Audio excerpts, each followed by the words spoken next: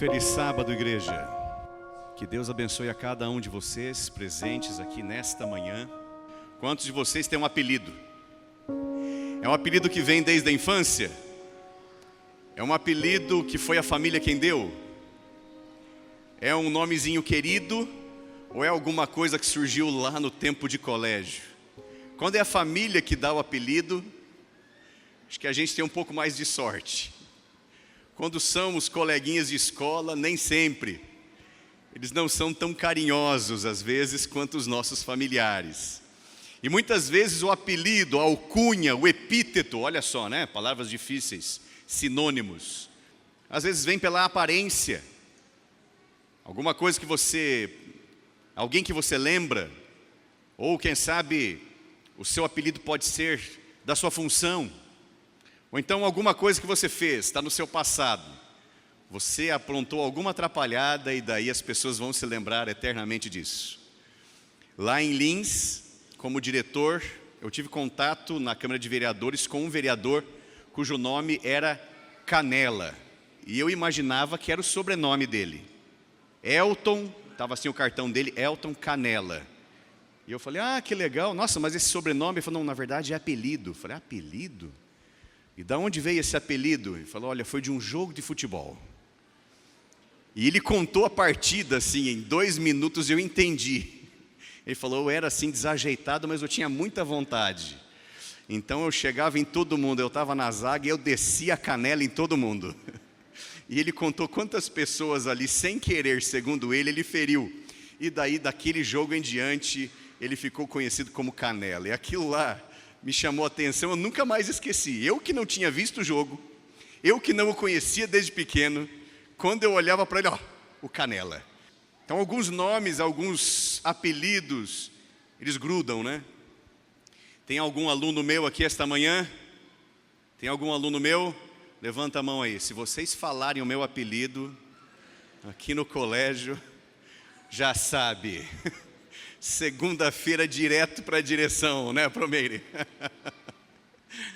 Não tem jeito, eu cheguei aqui e não foi só nesta escola, em outras também. Gu, não tem jeito, eu chego lá, os alunos já, diretor, você parece e falam o nome do personagem. E é uma coisa assim, não dá para fugir. Muito bem, queridos, nós vamos tratar um pouquinho sobre este assunto e outros interessantes nesta manhã. Porque Deus se importa com o seu nome. Se Deus não se importasse com o nome dos seus filhos, Ele não os mudava de vez em quando. E algumas pessoas em especial, por causa da sua função, ou por causa de uma profecia ligada ao seu futuro, ou o futuro de sua família, tiveram seus nomes modificados. Enquanto eu estou falando, já passou uns 3 ou 4 nomes na sua cabeça. E nós vamos tratar de um destes. Então eu convido você, nesta manhã nós vamos abrir a Bíblia, faremos várias leituras juntos.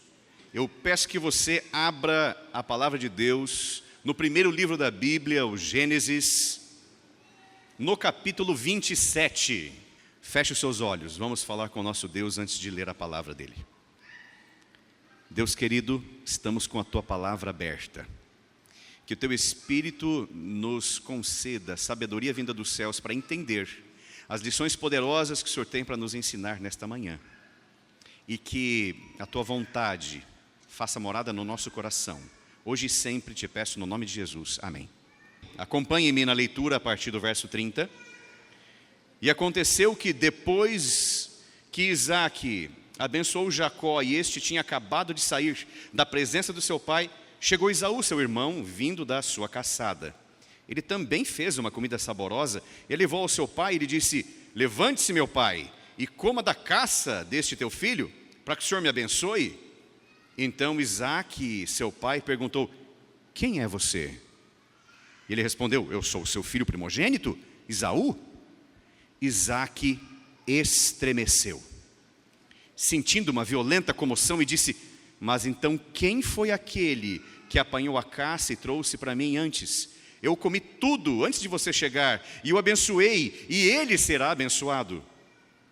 Ao ouvir tais palavras do seu pai, Esaú deu um grito de amargura e disse, abençoe também a mim, meu pai. Mas Isaque respondeu: o seu irmão veio e com astúcia tomou a bênção que era sua. E Esaú disse: não é com razão que ele se chama Jacó, pois já 2 vezes me enganou, tirou-me o direito da primogenitura e agora tomou também a bênção que era minha. E perguntou: o Senhor não reservou nenhuma bênção para mim? Isaque respondeu a Esaú: eis que eu o constituí senhor sobre você, e fiz com que todos os seus parentes sejam servos dele. De trigo, de suco de uva os supri. Assim, o que eu posso fazer por você, meu filho? Esaú replicou ao pai: será que o senhor, meu pai, tem somente uma bênção, uma sequer? Abençoe também a mim, eu peço. E levantando Esaú a voz, chorou amargamente. Então Isaque, seu pai, disse: a sua habitação será distante dos lugares férteis da terra, longe do orvalho que cai do alto. Você viverá da sua espada e servirá ao seu irmão. Quando, porém, você se libertar, sacudirá do seu pescoço o jugo dele. E Esaú passou a odiar Jacó, por causa da bênção com que seu pai o tinha abençoado. E disse no seu íntimo: os dias de luto pelo meu pai se aproximam, e então eu matarei meu irmão Jacó. Pesado esse texto. Forte. Aqui a gente vê um conflito familiar de proporções bíblicas. Desculpe o trocadilho. Aqui a gente vê um conflito entre irmãos. E nós entendemos o porquê Jacó tem este nome. Quando a gente volta na leitura para Gênesis, não me lembro se no capítulo 22, 25, nós temos ali uma profecia dizendo: olha, a sua mulher está grávida, tem 2 no ventre dela, e o mais novo vai ser aquele que vai liderar. O mais novo vai ser aquele que vai ter proeminência. O mais velho não terá espaço, é o mais novo quem vai suplantar. E é interessante porque eu pesquisei o nome Jacó. E o nome Jacó é um apelido, tanto pela profecia, quanto pela circunstância do nascimento. Vocês sabem, nasceu Esaú, era um baita bebezão. Quando a Eva nasceu, eu conto de vez em quando essa história. Aqui no púlpito eu não vou conseguir fazer todo assim, aquele teatro que normalmente eu conto no meio dos amigos para ficar bem engraçada a história. Mas nasceu a Eva, aquela coisinha mais linda, né? Depois do serviço de parto, fizemos algumas fotos, a gente filmou. E eu acompanhei a Eva para o lugar onde eles dão aquele primeiro banho. Aconteceu isso com vocês, com seus filhos também? Eu acompanhei e estava ali, a minha filhinha toda meiguinha, pequenina, e ela foi repousada ali num pequeno leito, ali no espaço. Tem uma luz assim, fica aquecendo a criança. E ela chorava assim, um chorinho meigo. Mas do lado dela, gente, eu olhei e eu fiquei abismado com aquilo. Eu falei: gente, já nasceu com 6 meses essa criatura. E era um bebezão ruivo. E ele chorava grosso. Enquanto a Eva chorava assim, não dava para ouvir. Porque eles... E eu olhei aquilo e eu fico imaginando Esaú nascendo. Ruivo, peludo. A hora que veio ao mundo e olharam, eu falo: gente, esse é forte, esse é grosseiro, esse é rústico. É isso que significa Esaú, cabeludo, áspero. Interessante que este nome, essa alcunha, este codinome, este apelido acompanhou Esaú pela sua vida, porque ele se tornou um camarada rústico. Agora Jacó veio logo em seguida, porque sai Esaú, e a mão de Jacó vem no vácuo, né? Vem segurando o calcanhar. E Jacó significa isso: suplantador, aquele que quer ultrapassar, aquele que está no encalço, apanhador de calcanhar. E este nome também, as características acompanharam esse personagem por toda a sua vida. Os garotos cresceram, um ruivo, forte, como diz o pessoal por aí, um cara raiz, um cara do campo que não tem medo, que vai à luta, que vai à caça. vestido com o couro dos animais que ele mesmo abateu. Enquanto isso, a própria Bíblia diz que estes gêmeos completamente diferentes, enquanto isso Jacó, diz o texto, que ele era mais amigável. Ele preferia ficar na tenda. E alguns aí imaginam que ele era um camarada assim, magrinho, fracote, que mal conseguia fazer as suas tarefas. Não é isso que o texto original traz. O texto original traz uma palavra ali interessante, como se Jacó fosse pacato ou refinado. Refinado. Ele tinha outras maneiras. Enquanto o seu irmão se sentia assim, sabe aquela segurança natural que tem o ser humano do sexo masculino quando tem uma boa massa muscular? Ele inspira confiança. Ele chegando no lugar. Era assim Esaú. Já Jacó se apoiava muito mais na sua inteligência, no seu planejamento. Ele tinha planos, como acabei de dizer.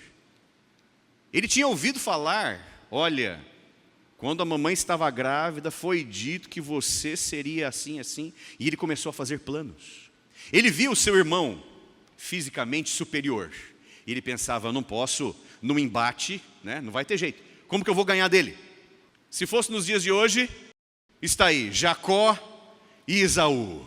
Jacó é um camarada que anda de terno e gravata, que gosta de ler, que estuda, que vai atrás do seu desenvolvimento. Enquanto isso, Esaú é o bom e velho lenhador, barbona, imponente, camisa xadrez, entra numa caminhonete e escuta country. E nós homens, de vez em quando, a gente sente assim aquele ímpeto de ser Esaú, né? Nada contra esse estilo, eu acho muito bonito, aliás. Mas a diferença entre os dois era gritante. Um tinha preferências para o externo, e o pai se afeiçoou desse menino. É o meu primogênito, lá vai meu meninão, e ele joga muita bola, e ele é goleador, e as meninas já estão perseguindo esse garotão. Enquanto isso, o outro é um pouco mais tranquilo. A mãe se afeiçoou mais de Jacó, conversava com ele, o aconselhava. E homens, olha para essa mulher aí do seu lado, olha para ela. Pensa num bicho sagaz. Estou mentindo? Se tem alguém que consegue as coisas e não precisa de um dedo de força para conseguir, é essa criatura que Deus te designou. Glória a Deus por isso. É uma bênção. E a gente vê ali Rebeca aconselhando, ensinando, dando os meios para que a profecia fosse cumprida. Eu não vou dizer desestruturados, porque ali tinha pai, tinha mãe, eles faziam culto ao Deus Altíssimo, então eles não eram desestruturados, mas havia ali, não havia a estabilidade, o equilíbrio, a harmonia não existia ali nesse lar. Rebeca veio de um outro contexto, trouxe consigo algumas coisas, foi instruindo o filho, plantando no coração dele, você tem que ser melhor que seu irmão, você pode vencê-lo, você tem que criar os mecanismos, e assim por diante. E foi virando uma rivalidade dentro desse lar. De um lado, a parte física, de outro a inteligência, de um lado a agressividade, de outro o planejamento. E quando eu olho para mim mesmo, eu vejo tantas vezes um Jacó moderno, querendo ganhar as coisas na base da inteligência, achando que tem fé suficiente. Nós imaginamos que podemos consertar, que podemos avançar, confiando nos nossos próprios méritos, imaginando que temos sagacidade suficiente. Eu quero pedir que vocês retornem 3 capítulos, vamos para Gênesis 25. Vamos lá, vamos voltar para Gênesis 25. Vamos ler a partir do verso 27. Gênesis capítulo 25, vamos ler a partir do verso 27. Voltamos na história. Estamos aqui no período de adolescência, início da juventude, e diz assim: cresceram os meninos, e Esaú tornou-se perito caçador, homem do campo. Jacó, porém, era um homem pacato e morava em tendas. Isaque amava Esaú porque ele se saboreava de sua caça. E Rebeca, porém, amava Jacó. Jacó tinha feito um ensopado. Quando Esaú, exausto, veio do campo, ele disse: por favor, me deixe comer um pouco dessa coisa vermelha. Essa coisa vermelha aí, porque eu estou exausto. Devido a esta palavra, deram-lhe o nome de Edom. Verso 31, Jacó respondeu: primeiro, me entregue o seu direito de primogenitura. Esaú respondeu: estou morrendo de fome, do que me vale o direito de primogenitura? Então Jacó disse: primeiro jure, eu quero ouvir. Esaú jurou e vendeu o seu direito de primogenitura a Jacó. E Jacó deu a Esaú pão e um ensopado de lentilhas. Olha que interessante a descrição. 4 verbos. Ele comeu e bebeu, levantou-se e saiu. Fez tudo com uma pressa tremenda. Assim Esaú desprezou o seu direito de primogenitura. Vocês perceberam aqui como que era a relação entre os dois? Qualquer oportunidade, Jacó estava assim, desperto, aceso, a qualquer oportunidade. Aí chega o irmão exausto. A gente sabe que as saídas para a caçada não era assim, a 300, 500 metros, 2 quilômetros de casa. Às vezes faziam uma excursão, ficavam dias fora. Quando achavam logo a caça, traziam. E era uma festa, voltavam, vinha carne diferente ali dos cordeiros que criavam. Então Esaú, na impulsividade, trocou o seu direito. E eu devo te lembrar, Deus ouve tudo. Aquele que deveria dar importância real, deveria ter assim uma seriedade com o seu direito de primogênito, porque o primogênito não herdava apenas a maioria dos bens do pai, ele herdava também a responsabilidade espiritual. Eu serei o patriarca desta família, eu é que vou liderar espiritualmente, eu vou mostrar o caminho através do meu exemplo. Meus filhos, meus descendentes, meus funcionários, todos devem ver Deus, todos devem entender quem é o Deus Altíssimo, o Deus Triuno. Eu vou levantar altares, se eu precisar peregrinar, eu vou confiar em Deus, Ele guia o nosso futuro. Esse camarada não queria saber disso, ele queria liberdade, mas é um outro tipo de liberdade. A liberdade de não ter que ter responsabilidades. Ele queria a liberdade de sair a hora que ele bem entendesse, de escolher a mulher que ele bem entendesse. Ele não perguntou para os seus pais, se casou com 2 mulheres da terra, infiéis, ímpias, trouxe desgosto para a mãe. Se você ler esses pedaços ali no capítulo, você vai acompanhar a história. Más escolhas, impulsivo. Deus ouve todas as coisas. E ouviu quando Esaú desprezou a sua primogenitura por um prato de comida. Jacó tinha o objetivo de se tornar o patriarca. Ele queria receber a bênção. E consigo ele pensava: o meu irmão não se importa. O meu irmão não está à altura. Ele não faz o culto matinal. Ele não estuda a lição da escola sabatina. Ele só vai à igreja arrastado. E você conhece crente assim? Que vai para a igreja porque o seu pai ia à igreja. Ele criou esse costume. Mas ele não vive verdadeiramente aquilo. O evangelho não o toca, não o transformou profundamente. Ele não compreendeu ainda o peso do sacrifício. Ele não compreendeu ainda a espécie do sangue que foi derramado por ele no Calvário. E para ele viver o evangelho é como qualquer outro esporte. A hora que dá, ele pratica. A hora que ele está no clima, ele veste a camisa. Mas pelo outro lado, a gente não está fazendo aqui opostos, tão opostos. Porque a gente vê um Jacó também.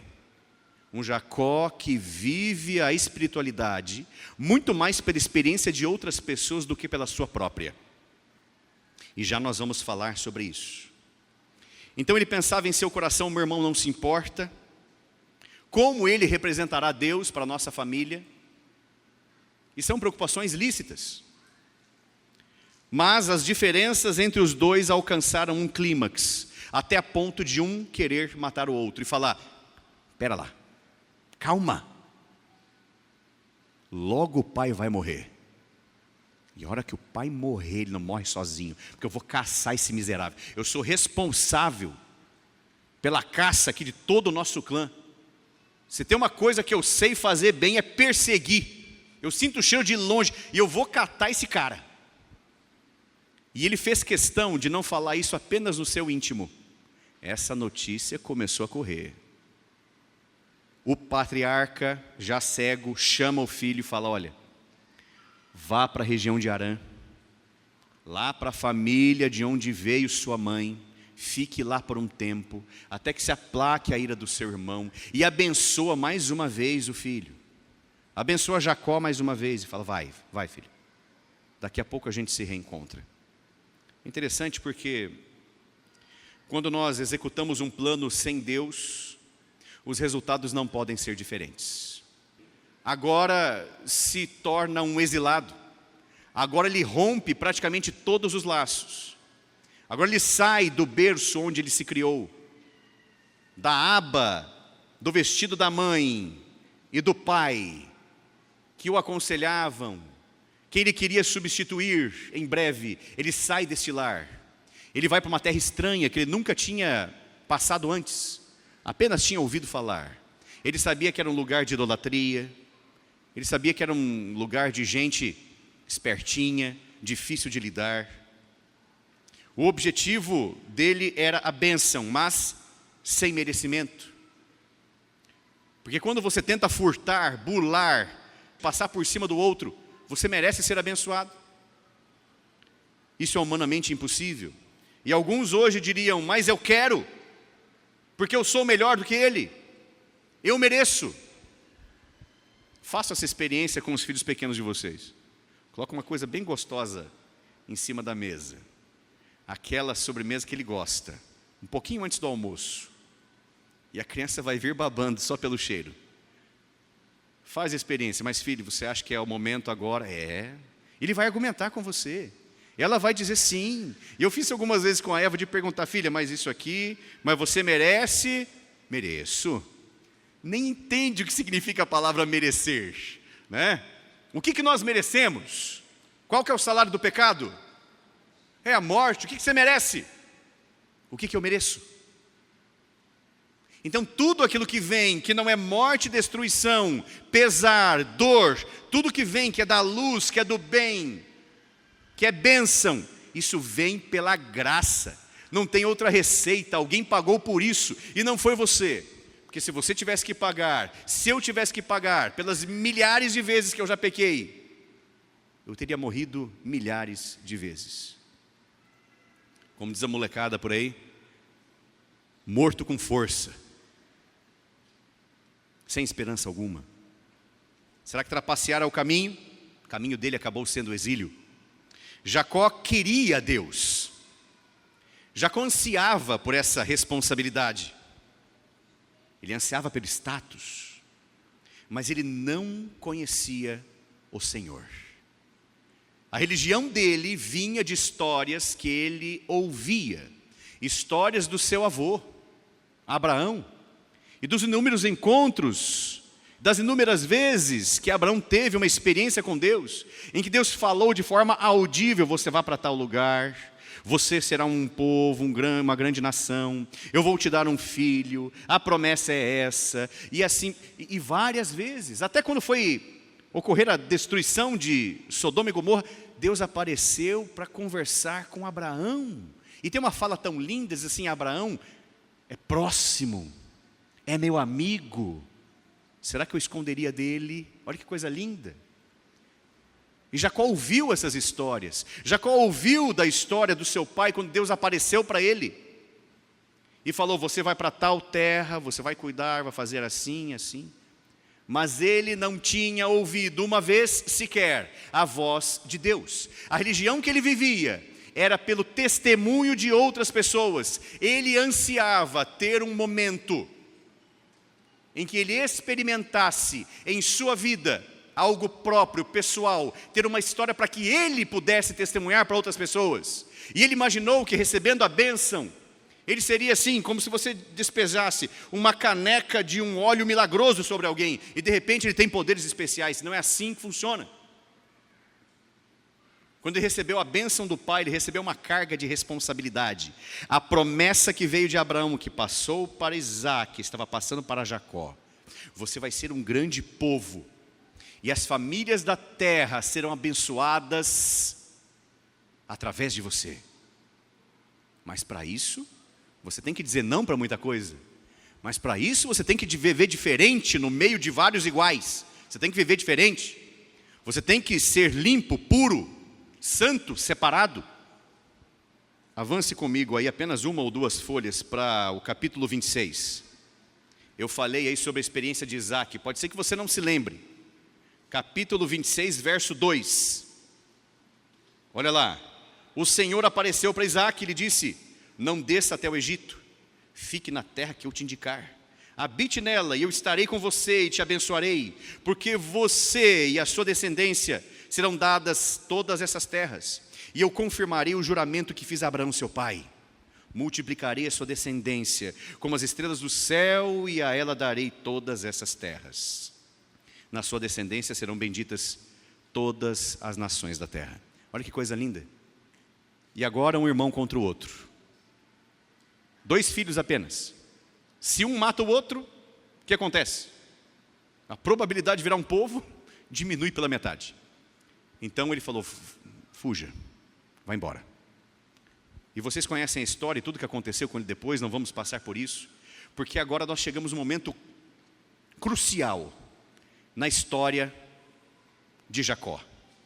Na história do patriarca que vai dar nome a um povo. Ele ainda se chama o usurpador. Ele ainda se chama aquele que agarra o calcanhar. Ele ainda tem esse nome, essa alcunha, esse apelido. E ele não gosta desse apelido, porque ele quer fugir disso, mas não consegue. Porque parece que isso está enraizado na vida dele. E ele está fugindo sozinho. Uma trouxa de roupa, alguma coisa para comer, sozinho no meio do deserto. E sozinho no meio do deserto, cansado da viagem, ele encontra uma pedra, deita ali a cabeça para repousar. E vocês sabem o que acontece. Ele tem um sonho maravilhoso. Capítulo 28, vamos lá. Avance comigo. Capítulo 28, verso 10. Jacó partiu de Berseba, a terra de seu pai, e seguiu para Harã. Quando chegou em certo lugar ali, passou a noite, porque o sol já estava se pondo.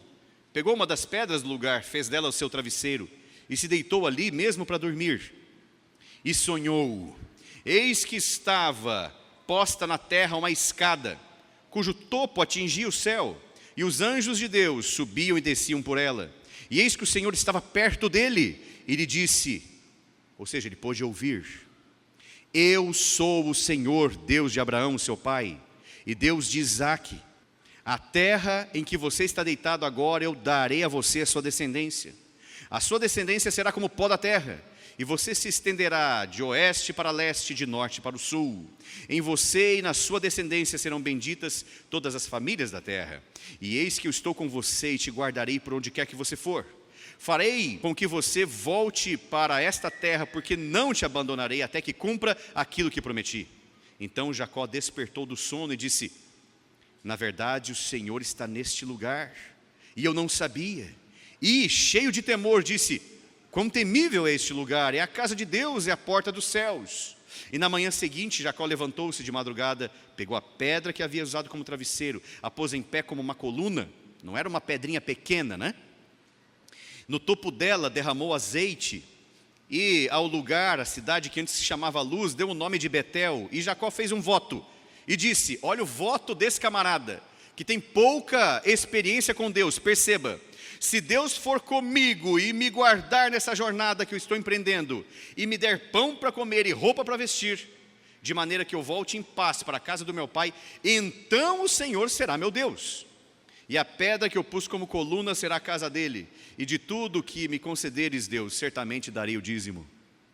Ele ainda não tinha entendido, até que enfim ele teve a visão, uma escada, e essa escada ia da terra até o céu, e os anjos desciam, e ele sentiu a presença de Deus. E quando você sente a presença de Deus, você nunca mais esquece.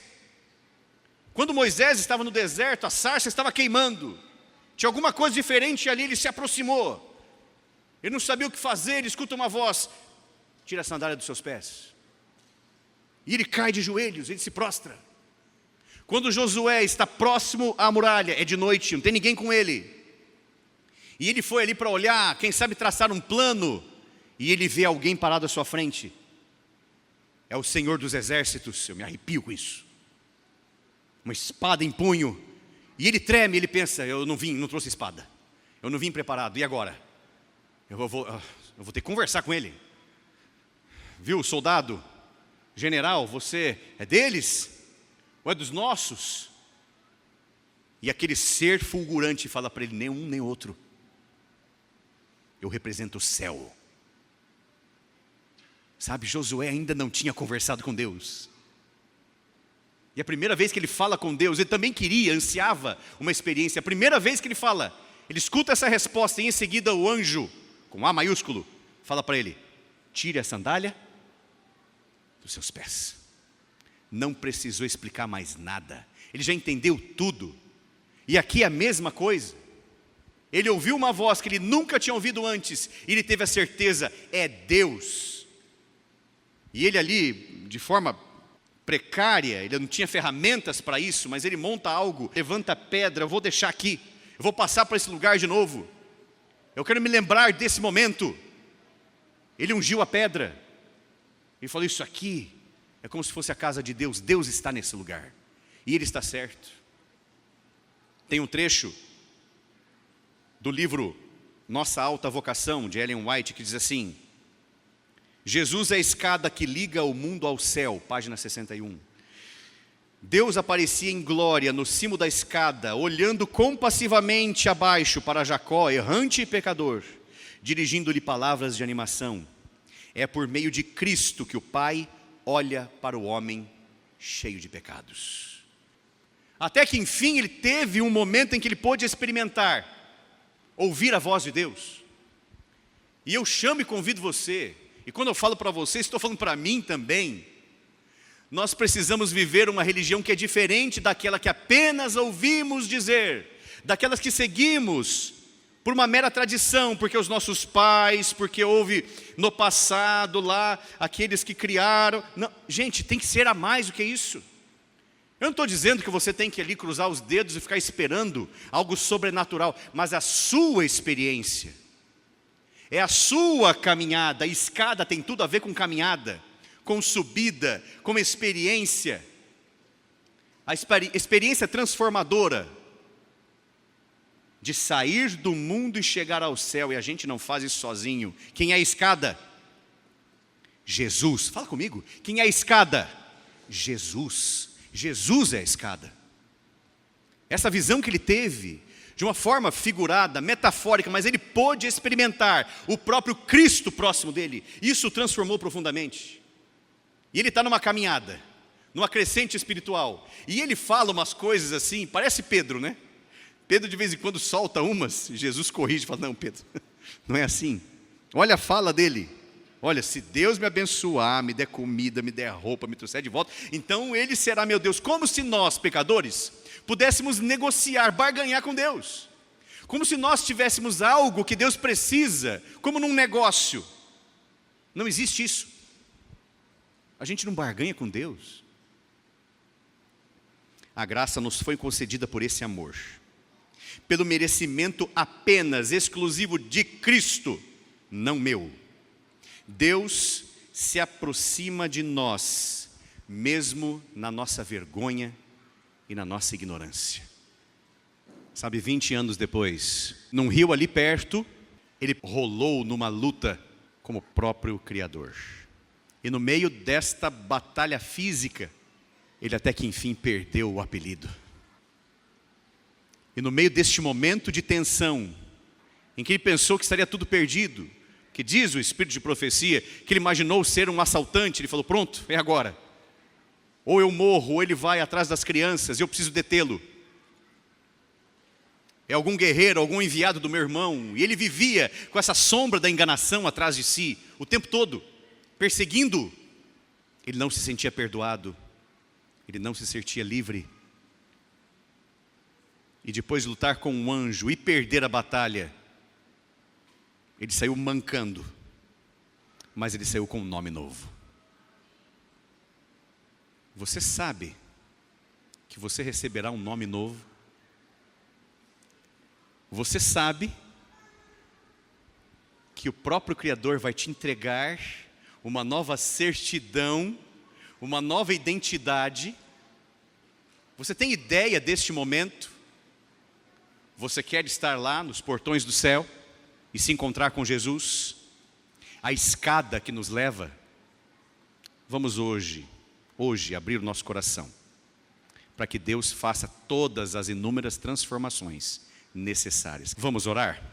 Senhor Deus, tem misericórdia de nós, Pai, porque nós somos Esaú, nós somos Jacó, nós somos Isaac, nós somos exatamente como estes, do passado que tinham as suas qualidades, tinham os seus defeitos, e que precisavam, e nós hoje precisamos, que o Senhor mude a nossa rota, corrija o nosso caminhar. Nós não entendemos muitas vezes, Pai, o porquê algumas coisas acontecem na nossa vida. Na verdade, são escolhas nossas mesmo.